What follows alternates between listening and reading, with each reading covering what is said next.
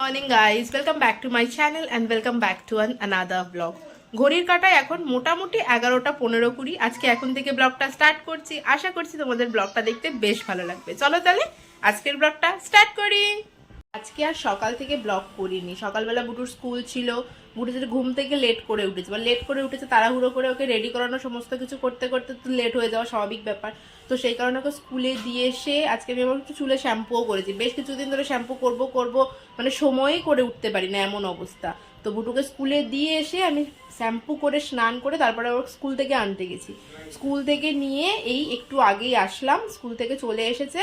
স্নান করাতে হবে ওকে এবার। এখন ও ঘরে বসে বসে স্কেচ করছে।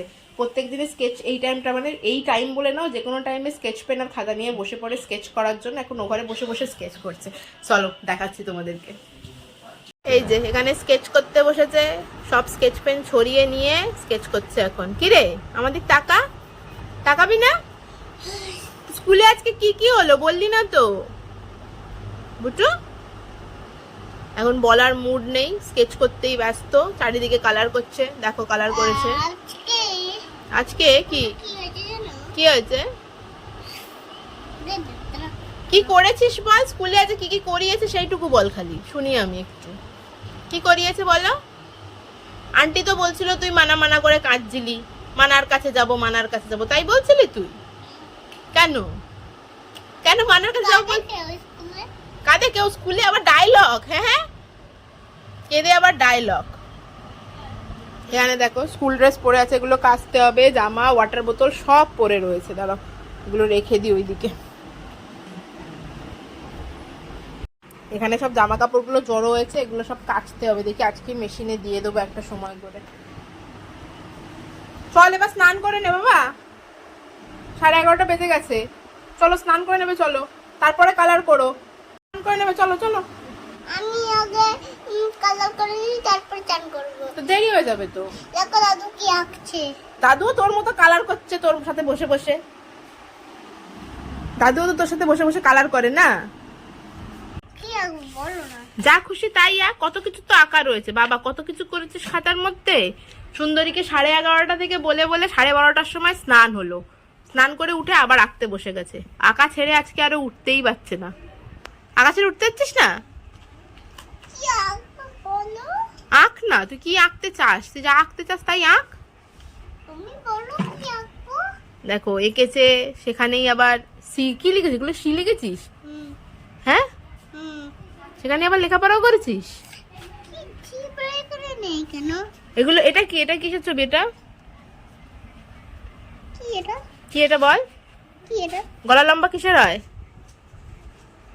কি বলো? তুই তো বলবি। কি আমি জানি না। জানিস না? না। জিরাফ আর জেব্রাতে তো গুলিয়ে ফেলিস, ওই জন্য জিরাফটা দেখে আগে জেব্রা নেই বললি। তাহলে জিরাফটা কোথায় গেল? জিরাফ। জিরাফ। কি আঁকবো বলো? জিরাফকে রং করে দে। কি? জিরাফকে রং করে দে। এটা কি? এটা ইয়েলো আছে। যা আছে সেই কালারই কর তাহলে। ও ইয়েলো মধ্যে ব্ল্যাক। ইয়েলোর মধ্যে ব্ল্যাক, তাই করো। তাই করো। কোন করবে এটা? করো।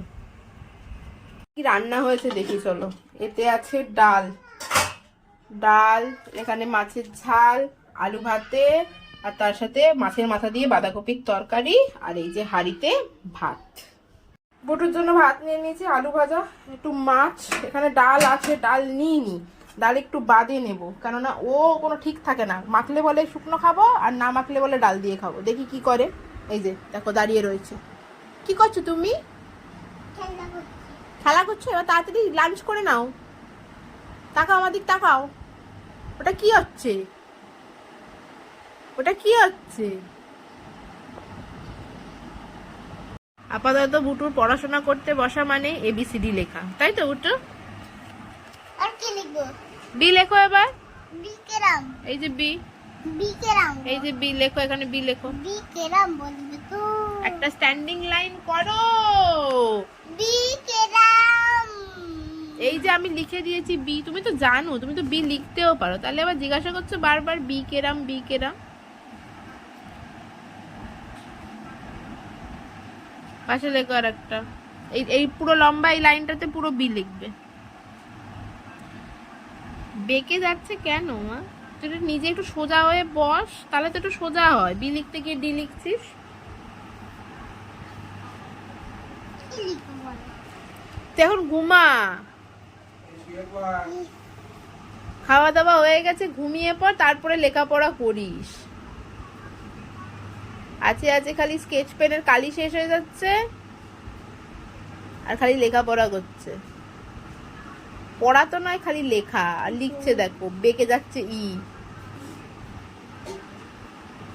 আলটিমেটলি ওর লেখাপড়া ছাড়িয়ে আমি ঘুম পাড়াতে পেরেছি ওকে। আজকে সারা দিন খালি লিখে যাচ্ছে। স্কুল থেকে আসার পর থেকে যে খাতা আর স্কেচ পেন নিয়ে বসেছে, ওকে স্কেচ পেন আর খাতা আমি কোনো মতেই ছাড়াতে পারছি না।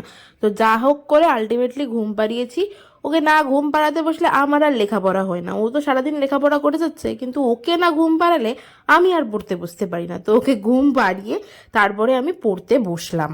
আজকে বুটু একটু দেরি করেই ঘুমিয়েছে, প্রায় 3:30 পৌনে 4টের সময় ঘুমাতে গেছে আর কি। তো আমি সেই কারণে একেবারে কফি বানিয়ে নিয়েই পড়তে বসলাম। আমার এখনও ট্রান্সফার অফ প্রপার্টি অ্যাক্ট চলছে। একটা সাবজেক্ট শেষ করতে অনেক দিন সময় লেগে যায়। তারপর স্যার এক্সাম নেবে বলেছিল, তো এক্সামের জন্যই আরও বেশি পড়ার চাপ পড়ে গেছে আর কি। তো একদিকে ভালো যে চাপটা থাকলে না পড়াটা সত্যি ভালোভাবে হয়ে যায়, এবং লিটল বিট হলেও একটু তাড়াতাড়িও হয় বলা যেতে পারে।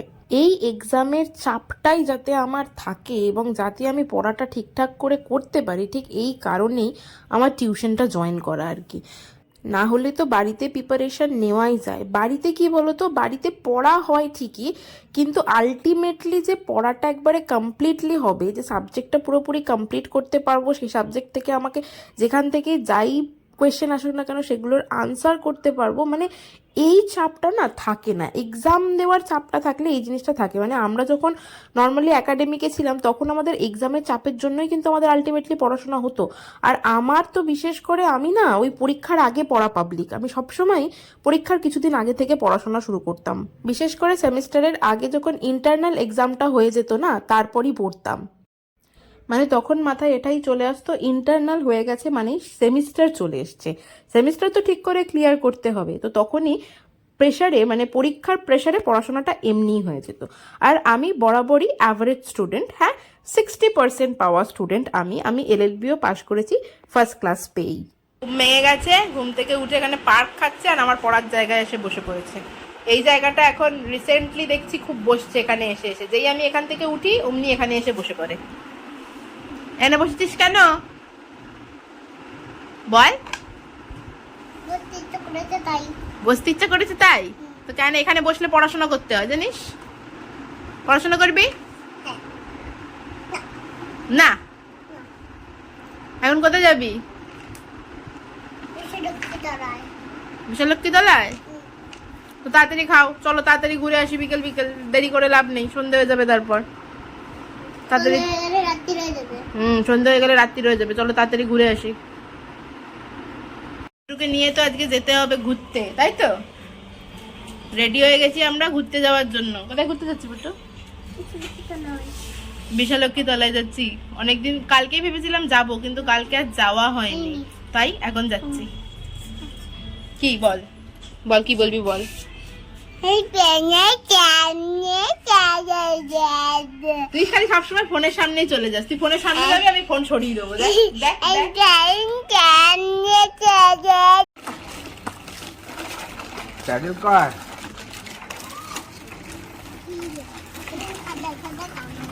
এটা সাদা সাদা কিনে নিয়ে সাইডে আয়। চল যাবো, যে রাস্তায় যাবো যখন দেখতে পাবি কোথায় যাচ্ছি আমরা। ও বিশালক্ষী তলায় যাবে। হ্যাঁ বিশালক্ষী তলায় তো যাবো। তো এখান থেকে ঘুরিয়ে ওই নিয়ে যাবে, তাহলেই তো বিশালক্ষী তলায়। বুটুকে নিয়ে সাইকেলটা নিয়েই বেরোলাম। তার কারণ হচ্ছে বুটু একটুও হাঁটতে চায় না, খালি কোলে উঠবে বলে বায়না করে। তো সাইকেল থাকলে একটু সুবিধাই হয় আর কি, তাই সাইকেল নিয়েই বেরোলাম। আর এই যে পুরো লম্বা বড় পাঁচিলটা দেখতে পাচ্ছ, এই পাঁচিলের ওপারে না জলকল আছে, যেটা হলো Indira Gandhi water treatment plant. আসলে এখানে গঙ্গা থেকে জল ওঠে এবং সেই জল পিউরিফাই হয়ে তালাতে যায়, আর সেখান থেকে পুরো কলকাতায়। টুকটুক করে হাঁটতে হাঁটতে চলে আসলাম মন্দিরে।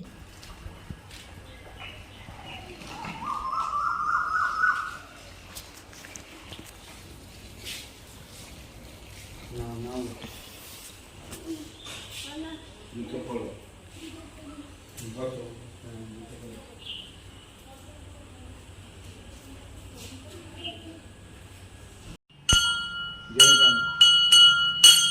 অন্য করো। এই হলো আমাদের মা বিশালক্ষীর মন্দির, যেখানে আমি মাঘী পূর্ণিমার দিনে এসেছিলাম সকালবেলা পুজো দিতে। সেই দিন এত ভিড় ছিল যে একটুও ভিডিও ক্লিপ নিতে পারিনি। বছরে ওই একটা দিন এই মন্দিরে প্রচণ্ড ভিড় হয়। আমাদের এখানকার প্রচণ্ড জাগ্রত একটা মন্দির হচ্ছে এই মা বিশালক্ষীর মন্দির। এখন তো আর সেরকম সময় সুযোগ পাই না বলে ঘন ঘন আসা হয়ে ওঠে না, কিন্তু আগে আমি প্রায়ই আসতাম বিকেলবেলা মায়ের মন্দিরে মার কাছে নমস্কার করতে। আর এই মন্দিরে মা বিশালক্ষীর পাশাপাশি হনুমানজির মূর্তি আছে, শিব ঠাকুরের মূর্তি আছে, নর্মালি সব মন্দিরেই থাকে আর কি। এখানে এই গাছটি অনেক দিনের পুরনো গাছ, আর এই মন্দিরটিও অনেক দিনের পুরনো। এই গাছটিকে মা বিশালক্ষী রূপে পুজো করা হয় এখানে। অনেক দিন আসা হয় না, অনেক দিন ধরেই ভাবছিলাম যে যাব একটুখানি, কিন্তু কোনোভাবেই আর আসা হয়ে উঠছিল না। তো আজকে ফাইনালি হয়েছে।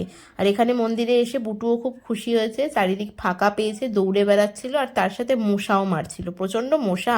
এই গরমকালের দিনে বিকেলবেলা না সত্যি প্রচণ্ড মশা হয়, আর মন্দিরেও প্রচণ্ড মশা। আর মন্দিরে আসলে ঘন্টা বাজানো তো বুটুর মানে এটা ওকে করাতেই হয়, এটা ওকে বলে না, সব বাচ্চাদেরই হয়। ইভেন আমরাও ঘন্টা বাজাতে বেশ ভালোবাসি। বুটু একা তো ঘন্টা বাজাতে পারে না, তো সেই কারণে কোলে নিয়েই ওকে ঘন্টা বাজাতে হবে।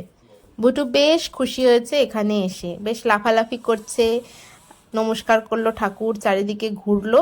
এবার আস্তে আস্তে আমাদের বাড়ি যাওয়ার পালা। বুটুকে এবার জুতো পরাতে হবে, জুতো পরিয়ে সাইকেল চাপিয়ে তারপর নিয়ে যাব সোজা বাড়ির দিকে। আমার এখানে অবশ্যই একটুখানি কাজও আছে। বিশালক্ষী তলাটা যেখানে রয়েছে এখানটাকে মান্নাপাড়া বলা হয়। এই মান্নাপাড়াতেই, এইটা হচ্ছে মান্নাপাড়া ক্লাব। মান্নাপাড়াতেই একটা দিদি আছে যে হ্যান্ডমেড জুয়েলারি তৈরি করে। ওই দিদির কাছেই আমি আমার কটা ব্যাঙ্গলস বানাতে দিয়েছিলাম, কাপড়ের যে ব্যাঙ্গলস হয় না, সেইগুলো বানাতে দিয়েছিলাম। তো সেইগুলো নেওয়ার ছিল, সেইগুলো নিয়ে তারপরে বুটুকে নিয়ে আরেকটুখানি ঘুরিয়ে তারপরে এবার যাচ্ছি বাড়ির দিকে। এই যে চলে এসেছি আমাদের বাড়ির রাস্তাতে। আমাদের বাড়ির পাশে দিয়েও দেখো ঠিক এই বড় পাঁচিলটা দেখতে পাবে। আসলে এই বড় পাঁচিলটাই হলো জলকলের পাঁচিল। নাও চলে এসেছি বাড়ি, আমার নেম প্লেট দেখা যাচ্ছে। আর ওই যে বুটু আসছে টুকটুক করে। বুটু আর প্যাডেল করতে পারছে না, অনেক প্যাডেল করেছিল, কিন্তু এবার ওকে ঠেলে ঠেলেই নিয়ে আসতে হয়েছে। রয়েছে খুলে দেখ তো কি, এই যে এটাই আছে, আর কিছু নেই। কি এটা? হাতে পর খুলে হল, হাতে পর।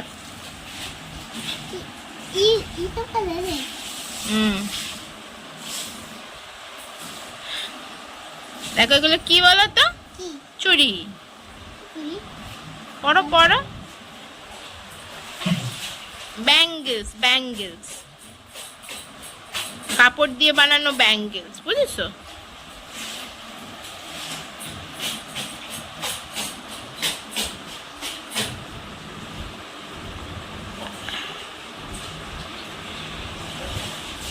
বাহ কি সুন্দর লাগছে, দেখো দেখো কি সুন্দর লাগছে, দেখো টুং ডুং ডুং। বুটুকে ঘুরিয়ে নিয়ে আসলাম। আমি তো নর্মালি বেরোই না, খুব কমই বেরোই বাইরে। তো আজকে একটু মন চাইছিল বিশালক্ষী তলায় যাওয়ার জন্য, তো সেই কারণে বুটুকে বললাম চল একটু ওদিক দিয়েই ঘুরে আসি। আমি তো প্রত্যেকদিন বিকেলবেলা বুটু বাবার সাথেই ঘুরতে বেরোয়, সেই কারণে আজকে একটুখানি বেরোলাম, ঘুরেও আসলাম। সন্ধে হয়ে গেছে, সন্ধে পেরিয়ে গেছে, শুধু হয়ে যায়নি। বুটুকে এবার একটু পড়তে বসাবো, ওকে একটু পড়িয়ে তারপর আবার রাত্রের ডিনার করানো, ঘুম পাড়ানো, ব্লা ব্লা ব্লা যা যা থাকে সেগুলো তো করতে হবে। কি ব্যাপার?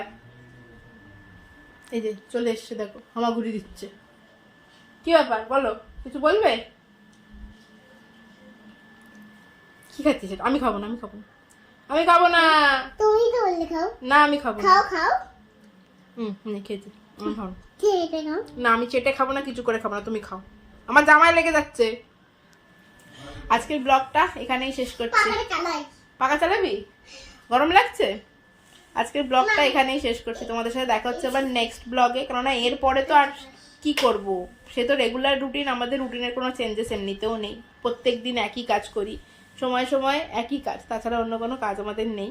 তো চলো ব্লগটা এখানেই শেষ করছি। তোমাদের সাথে দেখা হচ্ছে আবার নেক্সট ব্লগে। ততক্ষণ পর্যন্ত সবাই খুব হ্যাপি থেকো, পজিটিভ থেকো, আর ব্লগটা ভালো লাগলে do like, share and subscribe. এই যে টাটা করে দাও।